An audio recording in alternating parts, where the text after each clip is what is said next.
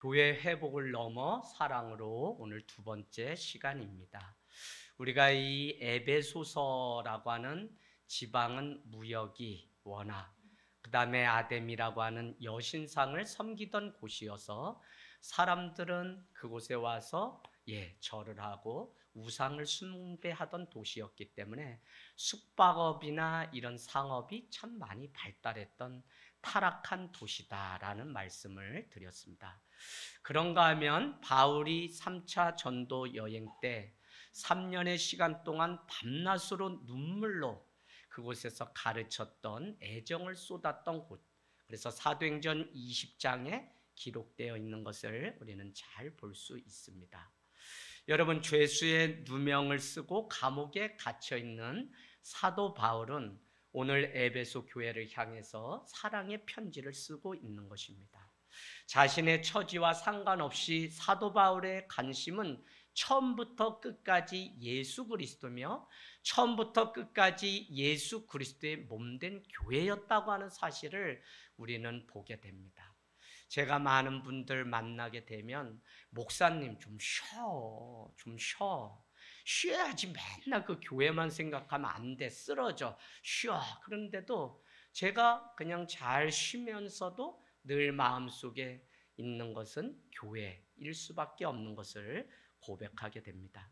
에베소 교회에 대한 소식이 들려올 때면 오늘 사도 바울은 마음을 다해서 탄식하며 가슴 아파했던 것을, 그것도 요한계시록 2장이 우리에게 에베소 교회는 끝까지 견디고 모든 것을 이겼다고 말씀하고 있음에도 불구하고 너희는 처음 행위와 처음 사랑을 잃어버렸다라고 책망하는 것을 보면 그들은 잘 자라서 멋진 교회가 되었을지 모르지만 결정적으로 사랑을 잃어버린 교회였기 때문에 책망을 받고 있는 모습을 볼 수 있습니다.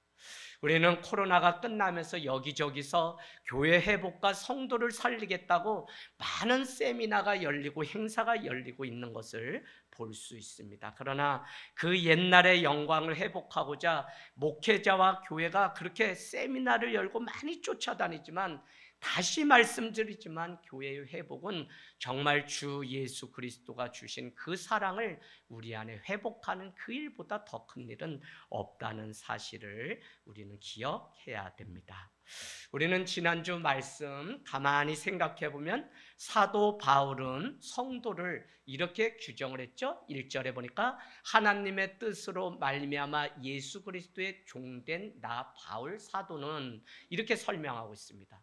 그래서 우리는 우리의 뜻대로 내가 하고 싶어서 내가 원해서 오늘 이 자리에 온 것이 아니라 교회는 하나님의 뜻 안에서 부름을 받은 자들의 모임이 바로 교회다라고 하는 기본 전제를 우리가 말씀드렸습니다.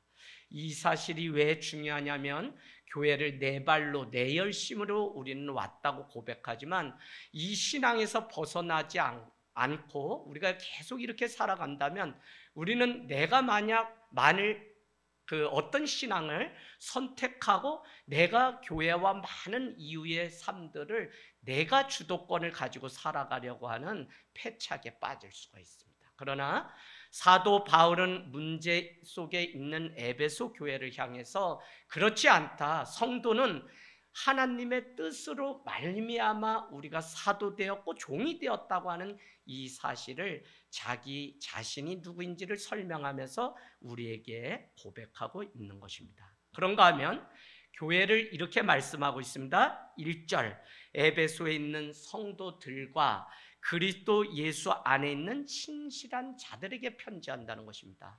그래서 우리에게 두 가지 전제가 있는데 성도들이라고 하는 한 단어와 또 신실한 자들에게 편지한다는 거예요. 그럼 교회는 뭐냐? 세인트, 성자, 성도라고 하는데 거룩한 무리라고 하는데 우리가 성도라고 불려지는 것은 하나님의 전적인 은혜지 내가 완벽하거나 내게 어떤 조건이 있어서 성도라고 말하는 것이 아니라는 것입니다. 성도 안에는 직에 따라 목사, 권사, 장로, 권찰 쭉쭉 어린 아이까지 있을 뿐 우리는 이것을 다 해서 성도라고 하는 거룩한 이름을 우리에게 붙여주셨고, 사도 바울은 한 걸음 더 나아가서 오늘 신실한 자들에게 편지한다고 함으로 인해서 신실한 자로 우리가 변화될 것을 그는 믿어주는 그 믿음이 에베소 교회를 향해서 있었다는 것입니다. 목사님, 지가 죽을련이요, 죽을련.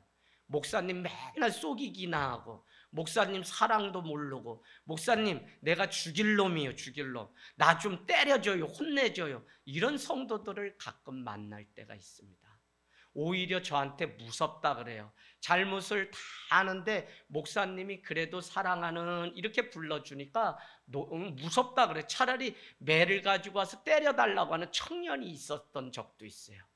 여러분, 그럼에도 불구하고 주님의 마음은 신실한 자라고 부르고 거룩한 무리라고. 그래서 교회 안에는 바른 말이 오고 가는 것은 강단에서 성경은 하나님의 말씀으로 바르게 하기에 유익하기 때문에 말씀이 말씀되게 전하는 일만 하고, 성도들 안에는 좋은 말만 하면 되기 때문에 늘 신실한 자 우리 집사님, 또 성도 된 우리 장로님 이라고 우리는 불러짐을 통해서 은혜가 계속적으로 나눠진다는 것입니다.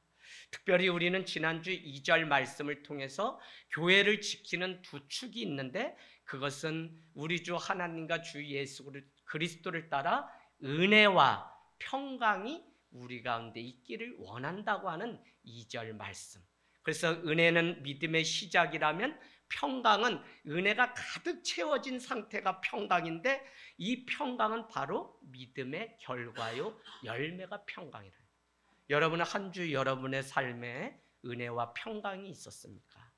은혜와 평강이 내 삶을 주장하면 그곳이 주님이 원하시는 천국이요, 그곳에 교회가 임하는 줄로 믿습니다. 그래서 한 주 계속 고민하고 또 내 마음을 점검하고 돌아보건대 세상이 주는 그 편리가 아니라 불편할지라도 주님이 어디서 주시는 그 평강인지 모르는 그 평강이 나를 주장하는 그 삶을 위해서 우리는 한 주 몸부림치며 오늘 이 자리에 나왔습니다. 그러고는 오늘 우리가 읽은 3절 말씀 같이 한번 읽겠습니다. 시작.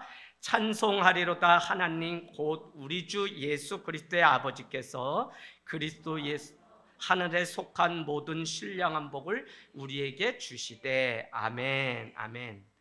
사도 바울은 3절 본론으로 들어가면서 에베소 교회에게 이렇게 선포합니다. 찬송하리로다. 여러분, 오늘 사도 바울이 어디 있다 그랬어요? 옥중에 있는데, 우리는 만약에 사도 바울이 우리에게 찬송하세요, 찬송하세요 라고 얘기하면 100이면 100명 다 이렇게 얘기할 겁니다. 아니, 자기도 옥중에 갇혀서 저렇게 죽을 고비고, 아니 쌀이 없어서 먹을 게 없다면서 매일 교회만 찾아가고 아버지 아버지 그런다고 뭐가 생겨? 라고 하면서 찬송은커녕 나가서 일이나 해라 라고 폄하를 할 거예요. 오늘 옥중에 있었던 사도 바울은 에베소 교회를 향해서 그럼에도 불구하고 그 현상과 처지와 상관없이 성도와 교회가 해야 될 마땅한 것은 찬송이라고 하는 사실을 우리에게 가르쳐 줍니다. 여러분, 율루게투스라고 하는 이 찬송이라고 하는 것은 사람이나 우상에게가 아니라 오직 살아계신 하나님께만 붙였던 단어가 찬송이라고 하는 유일한 단어입니다. 그래서 오늘 사도 바울은 너희의 상황과 여건과 상관없이 나는 옥중에서도 하나님을 찬송함 같이 너희도 그런 삶을 살아갈 것을. 왜요? 은혜와 평강이 나를 주장한다면 성도는 마땅히 어느 곳에서든지 은혜와 평강을 찬송하는 그 삶을 살아갈 것을 우리에게 요구하고 있는 것입니다. 아무것도 아닌 자에게 값없이 하늘에 속한 모든 신령한 복을 주셨다는 사실 때문에 오늘 그는 내 손에 쥔 것이 아무것도 없고 모든 삶이 속은 것 같고 손해본 것 같고 또 내 앞에 놓여있는 험한 다리가 놓여있을지라도 오늘 3절은 나는 하늘에 속한 모든 신령한 그 복을 받은 자이기 때문에 하나님 앞에 찬송한다라고 하는 이유를 말씀하고 있습니다. 여러분, 이 사실을 믿나요? 이 사실을 모르면 성도는 평생 세상의 것을 구하고 부자로 살고 뭘 더 얻는 것에 관심 갖고 전혀 하나님과는 상관없는 삶을 우리가 살아가기 때문에 코로나 기간에 많은 교회가 무너진 데는 누가 잘못도 아니고 잘못 가르친 목회자, 잘못 배운 성도, 잘못된 길을 가는 우리에게 있습니다. 그 중에 첫 번째가 찬송의 이유가 뭐냐면 3절은 신령한 모든 복을 이미 우리에게 주신 것에 대해서 우리는 찬송을 해야 된다는 것입니다.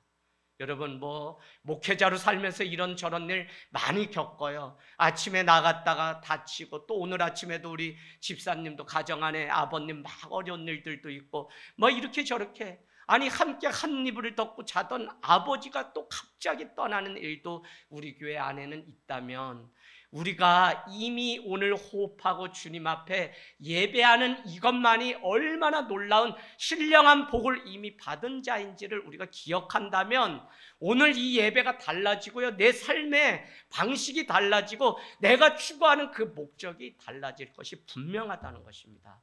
이 문제가 해결되지 않으면 여전히 우리를 거룩하다고 하고 신실하다고 불러주지만 우리는 신실하지 않은 삶을 살고 영원하지 않은 썩어질 것들을 위해서 살아가는 곳이 교회가 된다면 이것처럼 안타깝고 슬픈 일이 어디에 있겠냐고요. 오늘 사도 바울은 찬송하리로다 하나님 곧 우리 주 예수 그리스도의 아버지께서 그리스도 안에서 하늘에 속한, 세상에 속한 것이 아니라 하늘에 속한 신령한 복을 우리에게 주셨기 때문에 우리는 오늘 찬송해야 할 수 있다는 것입니다. 여러분, 참 우리가 감사해야 되죠. 감사는 하나님의 은혜를 깨달을 때 우리는 감사할 수 있죠. 따라서 은혜가 없으면 감사할 수 없고 찬송할 수 없습니다.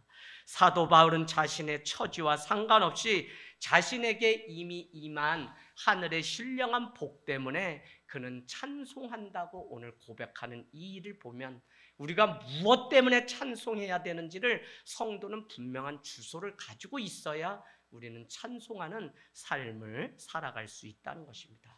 오늘 우리는 올 한 해 에베소서를 보면서 내가 성전이다, 내가 교회다. 사도 바울은 교회는 주님의 몸된 교회, 주님의 몸이라고, 바디라고 설명하고 베드로는 교회를 향해서 하나님의 집으로 설명하고 있습니다. 그렇다면 우리가 주님의 몸으로 우리가 이해할 때 우리 성도는 누구냐면 그 몸을 이루는 예수 그리스도를 머리로 삼고 각 지체되어서 살아가는 우리는 지체라는 사실을 알게 되면 몸이 건강하고 이 한 몸이 온전한 교회가 되려면 목회자, 성도님들 다 건강할 때 건강한 교회가 세워지고 더구나 여기 있는 우리의 삶의 방식, 가치관이 온전히 바뀌어서 하늘의 신령한 복을 추구하는 삶을 살아갈 때 우리 안에 교회가 이루어지는 놀라운 역사가 있는 줄로 믿습니다. 여러분, 저도 고3 때 교통사고를 통해서 주님께 돌아왔습니다. 누이 셋 다음에 절을 다니면서 저는 절을 고등학교 때까지 공양. 그래서 이번에 작가 프로필에 어디서 보셨는지 그렇게 공양을 하며 고등학교까지 다니다 불의의 사고로 인해서 이렇게 해서 목회자의 길을 걷다 이러면서 쭉 설명을 저를 소개를 에세이처럼 써놓은 것을 보았습니다. 여러분, 많은 사람들이 저를 전도하려고 아주 애를 썼어요. 그 중에 토요일이면 당시 토요일에 예배가 있기 때문에 제아가 예배 가자라고 하는 우리 그 아는 아이들이 누님을 통해서 저를 이미 아는 사람들이 계속 저를 찾아오고 저는 그게 너무 싫었기 때문에 누님 때문에 우리 집에서 청년 이렇게 구역 예배가 있는 날은 한겨울 12월에도 다락방, 난방도 들어가지 않는 그곳에서 숨을 죽이고 사람들이 나를 알고 교회 가자고 하는 게 싫어서 다락방에서 2-3시간을 거기 있어 보면 가관도 아니야. 이 사람들이 집에 갈 것 같은데 귤 까먹고 예배 드리고 울다가 좀 있다가 또 들어보면 캐캐캐 커커커커커 이러다가 또 뭐라고 하면서 기도 제목 나누다가 또 찬송을 하다가 그리고 가는 줄 알면 또 밥을 해 먹고 가고 청년들도 막 짜장면 시켜 먹고 그래서 난 그 다락방에서 혼자 야, 여기는 정말 가면 안 되는 곳이다. 이게 광신자를 떠나서 완전히 삥 돌지 않고서야 어떻게 이렇게 몇 시간을 떠들면서 자기들끼리 저렇게 웃을 수 있나. 꼬마 철학자라는 별명이 있었던 저는 저 무리에는 죽으면 죽었지 난 전혀 안 간다. 누님이 돈가스를 해주고 카레라이스를 해주고 그 다음날 아침 조건이 뭐냐면 재하가 교회 가자 이러면 먹다가 숟갈을 놓을 정도로 교회라 그러면 완전히 스님이 오다 가다 가다 오다 그거는 그렇게 좋아. 그래서 밭일하는데도 뭐 이 동네 분들이 배나무에 그거 해놓으면 들어보면 다 내용이 오다 가다 가다 오나 그렇게 죽는다는 얘기 같아. 뭐 제가 이렇게 보면 그래서 그게 나중에 예수를 믿고 나니까 아유 올 때도 갈 때도 없어가지고 저렇게 방황하는 사람들 얘기가 이렇게 되는 거구나 이런 걸 알게 됐어요. 그러던 어느 날 고3 때 학력고사를 앞두고 교통사고를 나면서 저도 모르게 미션 스쿨을 다녔기 때문에 아침마다 예배하면 방해꾼 노릇을 하던 제가 하나님 살려달라는 그 말을 외치게 되고 그 이후 깨어나서 골목 안에 있는 누님이 다니는 작은 교회를 다니게 되었습니다. 교회를 다니면서 하나님의 사랑, 더구나 자취를 하고 하던 제 마음 가운데 일찍 부모님을 떠나서 살면서 외로워서 유일한 낙이 문학소년으로 글을 쓰는 일이었는데 그 안에 하나님의 사랑이 지체들의 사랑이 채워졌을 때 세상을 다 얻은 것 같았고 밤마다 교회 혼자 들려서 찬송하고 기도하다 돌아온 날이 하루 이틀이 아닙니다. 철야 기도회를 마치고 몇몇 청년들이 청계산에 올라서 밤새 소나무 아래서 기도했던 적도 많죠. 그때 절반은 눈물이 범벅이 되어서 무엇을 기도했는지도 모를 정도로 제 안에 자유함이 있었습니다. 분명한 것은 죄인에게 찾아오시어 자녀 삼아주신 하나님의 그 은혜가 너무 컸기 때문에 그 안에서 오는 자유와 그 행복을 비로소 알게 된 거예요. 서울대 가서 출세해서 집안이 끊겼는데 효령대군 23대손을 세워야 된다. 새벽 2시, 3시까지 족보 펴놓고 늘 그게 어느 날 저에게 부담으로 왔었는데 하나님을 알고 나니까 그것도 소용이 없어요. 그래서 하나님 앞에 날마다 진정으로 내 내면 깊은 곳에서 올리는 찬송을 올리는 시간이 있었습니다. 세상에서 방황할 때 나 주님을 몰랐었네. 내 맘대로 고집하며 온갖 죄를 저질렀네. 예수여 이 죄인도 용서받을 수 있나요? 벌레만도 못한 내가 용서받을 수 있나요? 가수입니다. 제가 불렀다 하면 기타 잡았다면 벌써 여럿 울었어요. 저는 설교하다 찬양을 부르는 걸 너무 싫어해서 아마 처음 제가 불러보는 것 같아요. 이경 목사님은 잘 아시지만 제 처음 이 찬양이 그렇게 막 가슴을 치면서 이 벌레만도 못한 20살짜리 청년이 그렇게 주님을 만나고 내 삶을 어떻게 해서든지 주님 앞에 드리고 싶은 그 마음이 샘솟는 것이 있었어요. 여러분 왜 오늘 이 말씀을 드리냐면 사도 바울은 옥중에 있고 에베소 교회는 예수 그리스도를 믿는다는 이유로 핍박을 받을지라도 그들은 이미 하늘에 속한 신령한 복이 내 가운데 임했다는 그 사실을 알게 되면 성도는 소출이 없고 포도나무에 열매가 없어도 그의 구원으로 인하여 기뻐하고 감사한다고 하는 하박국 선지자의 고백처럼 세상의 그 찬양과 달리 우리 안에 내면 깊은 것에서 오는 그 기쁨 때문에 주님 앞에 찬양할 수밖에 없는 것입니다. 그래서 무엇을 얻어서 무엇이 되었기 때문이 아니라 오늘 사도 바울은 우리가 받은 복은 세상과 다르고 이미 하늘에 속한 것이요 구원받은 성도와 그리스도의 한 몸을 이룬 지체들에게만 누릴 수 있는 특복과 주권이 이 찬송이기 때문에 오늘 주님 앞에 찬송할 수 있었던 것이죠. 더구나 복 주시되라고 하는 이 단어는 시제를 우리가 보면 has blessed라고 하는 이미 지금부터 새로운 복을 주시겠다는 것이 아니라 이미 창세 전에 우리에게 주신 그 복을 계속적으로 누릴 수 있도록 우리에게 주셨다는 것을 보면 여기에 살아가는 우리의 삶은 누구냐? 이미 주신 창세 때부터 약속하시고 주셨던 그 복을 누리는 자가 신실한 자여 성도라는 이 사실을 알게 되면 우리는 세상을 똑같이 살지만 이미 승리한 자고 이미 하나님을 찬송할 수밖에 없이 우리를 지으시고 만드셨다고 하는 이 놀라운 사실이 저와 여러분의 고백이 되기를 원합니다. 여러분, 교육을 받으면 조금 세련되고 은혜를 누립니다.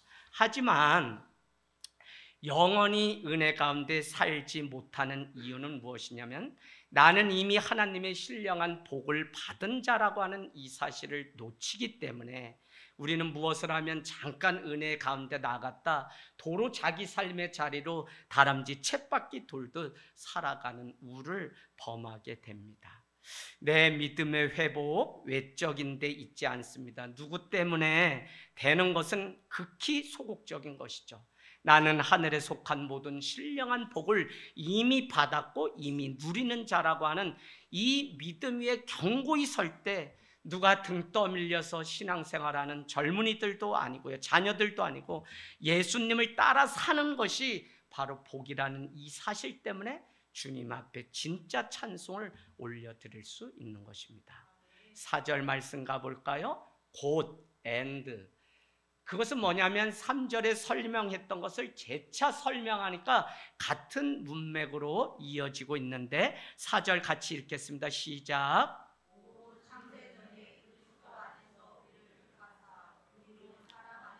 그 앞에 거룩하고 흠이 없게 하시려고. 아멘. 찬송을 하는 구체적인 이유를 또 밝히고 있는데 하나님의 계획 속에 있는 교회와 성도를 향한 그 삶이 무엇이냐면 여러분 거기에 표시를 해 놓으실까요? 4절 택하사, 선택, 예정이라는 단어입니다.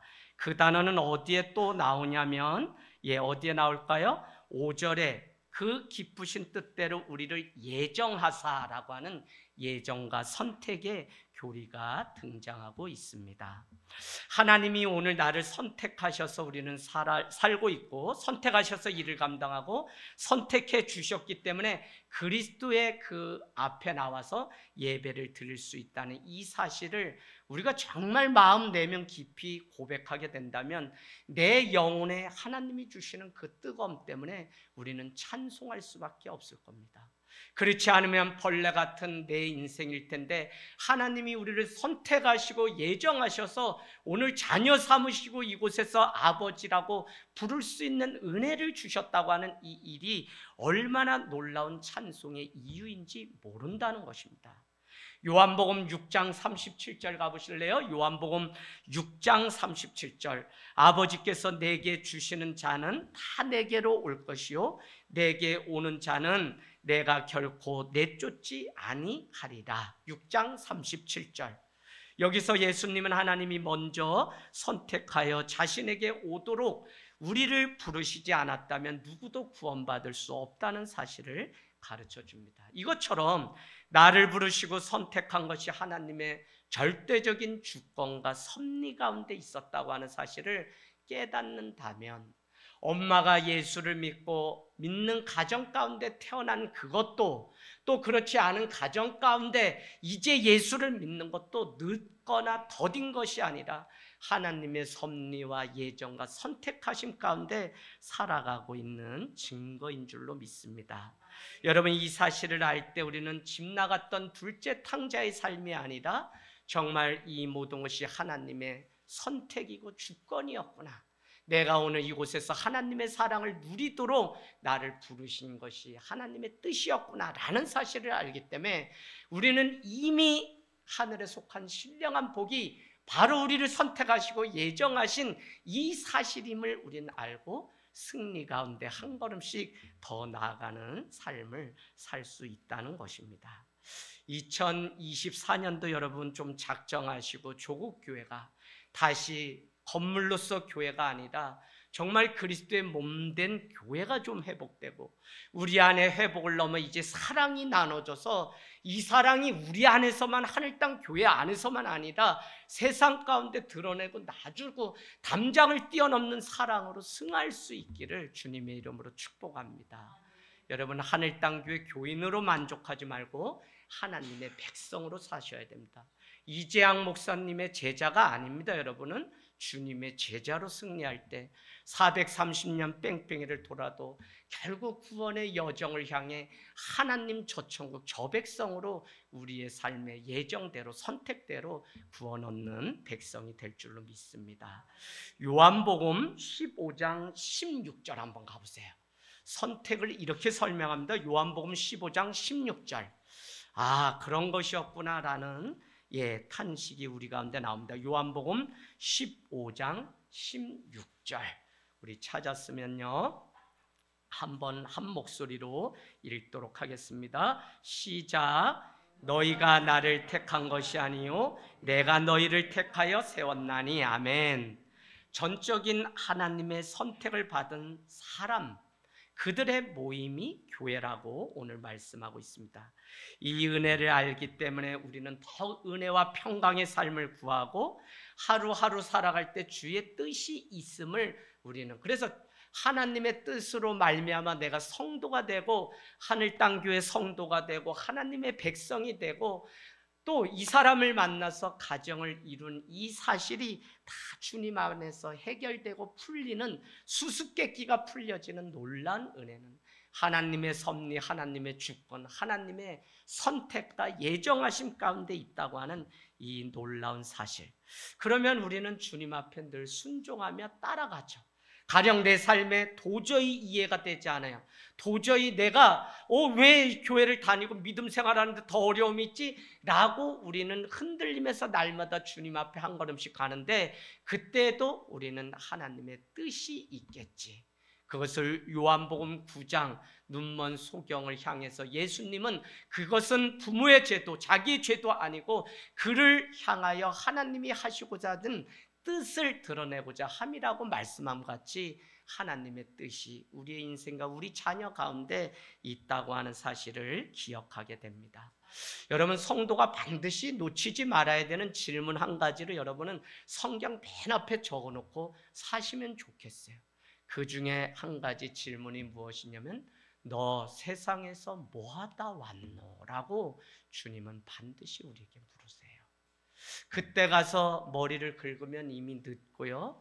주님이 물으실 때, 그 앞에 섰을 때 내가 무엇이라고 대답해야 될지 우리는 늘 준비를 하고 그것을 위해서 오늘도 예배하고 모여있는 공동체가 바로 하늘 땅 교회입니다. 더욱이 오늘 주님은 우리의 행동과 나의 어떤 조건에 의해서 선택한 것이 아니라 하나님의 은혜로 우리를 선택해 주셨다고 말씀하시고 있고, 그 이유는 4절 끝에 뭐라고 하냐면 거룩하고 흠이 없게 하려고 우리를 선택했다는 거예요. 거룩하고 흠이 없게 하시려고.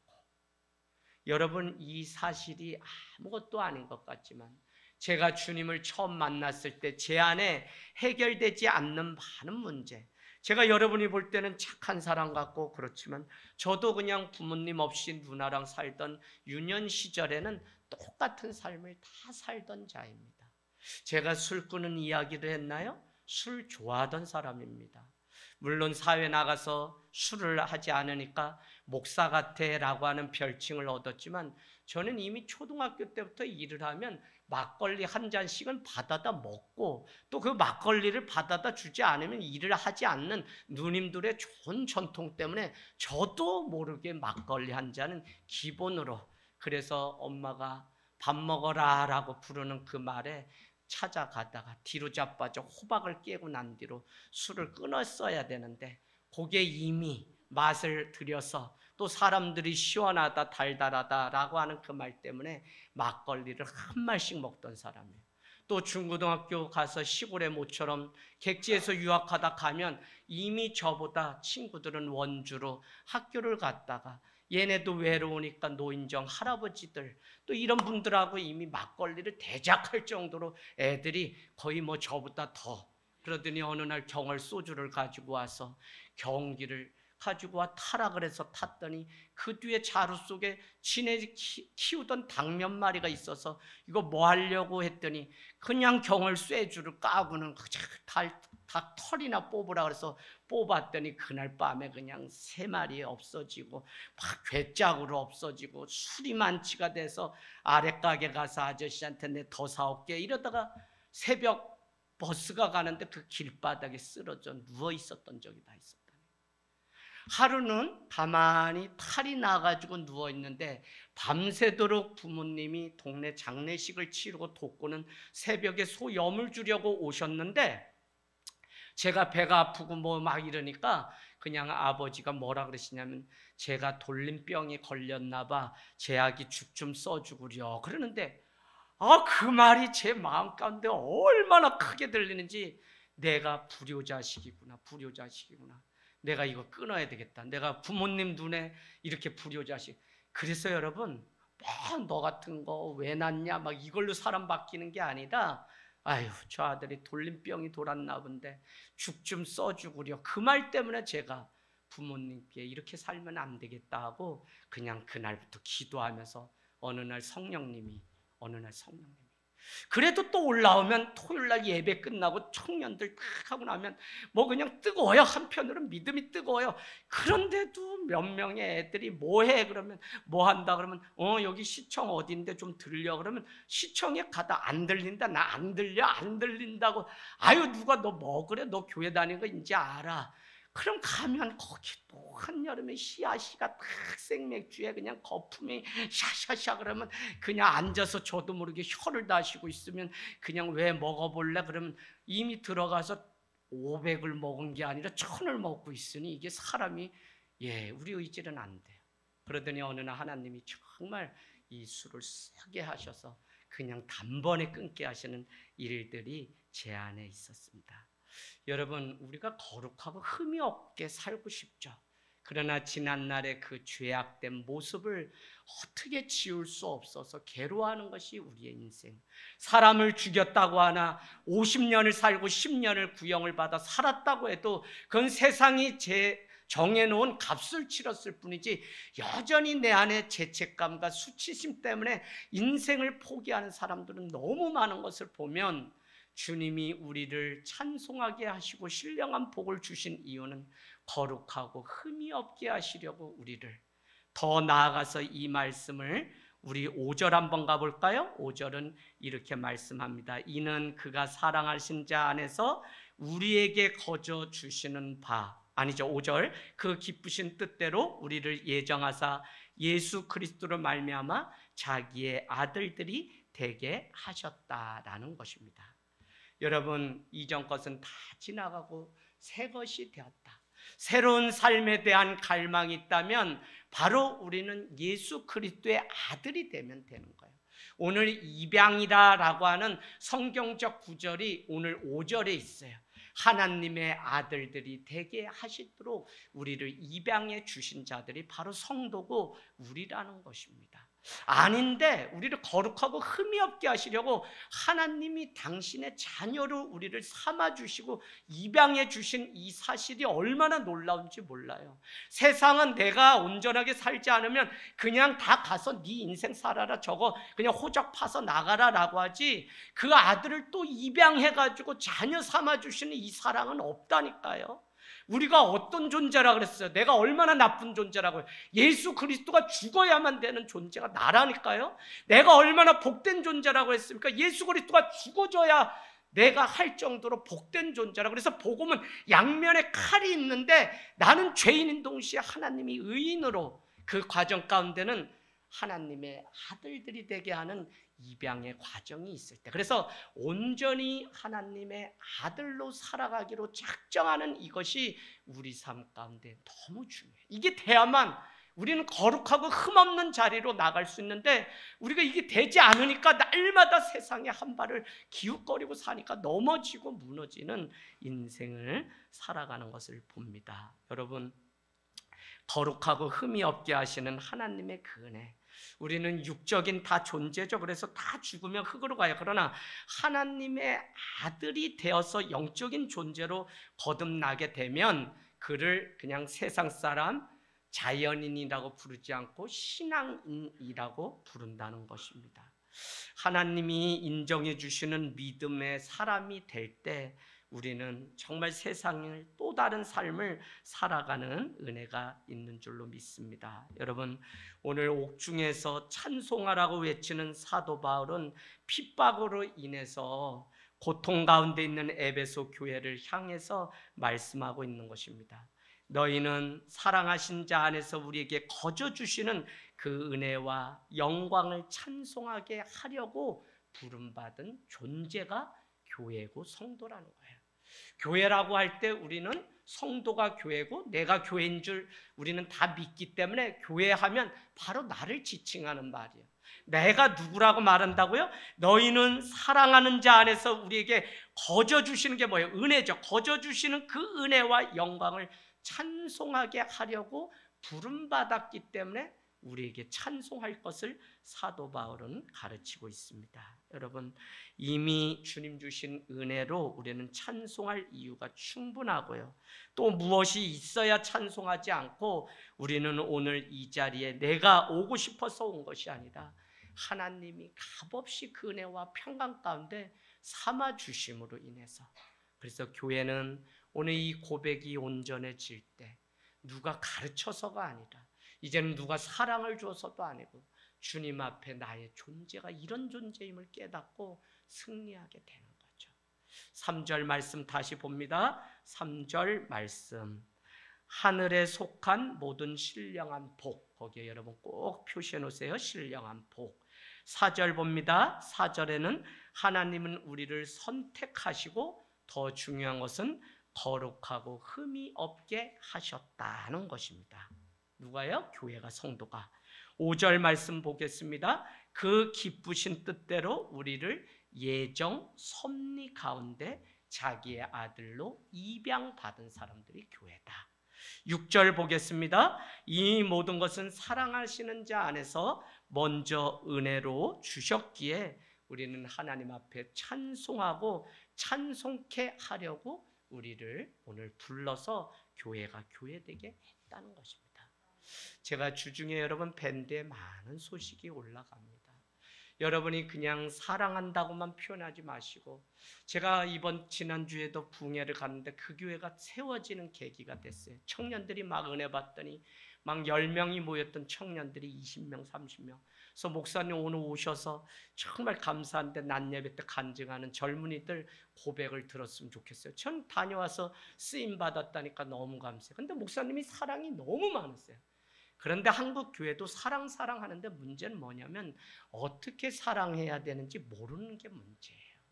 그래서 하늘땅교회가 어떻게 사랑을 우리 안에 먼저 지켜가며 1인 1사역, 또 공동체 릴레이 금식기도회, 부족하지만 그 사랑을 어떻게 서로가 지체됨을 확인하면서 걸어가고, 또 서로가 모든 성도가 밥을 준비해서 같이 먹는지, 이런 샘플 몇 가지만 책에 이번에 실어놓고 앞에는 다 이론과 철학이 들어가는 책입니다. 그래도 그냥 누구나 읽을 수 있게 편하게 썼는데 그 내용의 일부를 알렸는데, 목사님이 다 번아웃 때 지치셨다가 목사님 결국은 제가 먼저 회복돼서 성도를 정말 사랑해야 되겠다라고 하는 마음이 들어서 설교를 듣고 그래서 50분 설교해달라는데 2시간 반이 갔는지도 모를 정도로 성도들이 11시까지 떠나질 않아서 저녁 8시 집회인데 11시에 끝났는데, 끝나고도 그냥 떠나지 않고 그 자리에서 기도하는데, 사모님이 때마침 집사람이 갔다가 막 시계 보고 난리가 났는데, 나는